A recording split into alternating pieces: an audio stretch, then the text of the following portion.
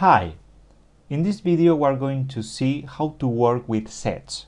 Sets are an unordered collection of unique items, so they are useful when you need to have unique items and the order is not important.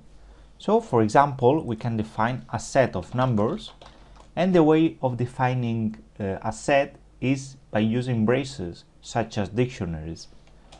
However, instead of using value and key, we only have to put a value, for example this.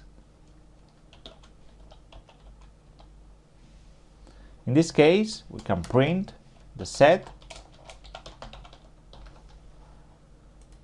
and this will return the numbers. Also, we can print the type of the set in order to see how Python detects that this is a set.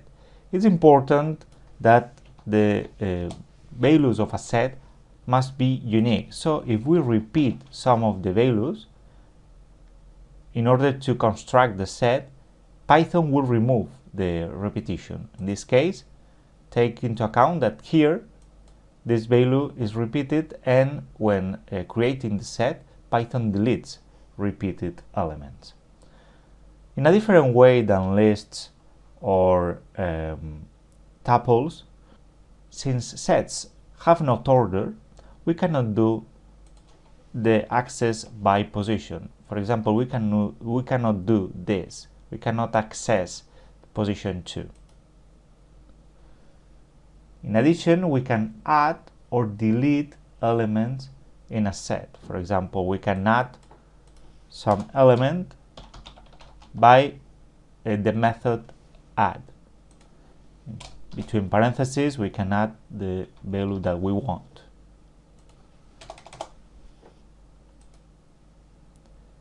In addition, we can remove some element by typing the method remove. For example, we can remove element 3, and this will be the set resulting. Sets are useful for applying sets operations such as union or intersection. In this case, we can have different sets, for example, numbers and numbers 2, and different numbers, for example, this one. So we can, by giving two sets, we can apply a union operation by typing the pipe character. So we can define the union as the result of set numbers pipe numbers 2. So we can print this union as the union operation between two sets.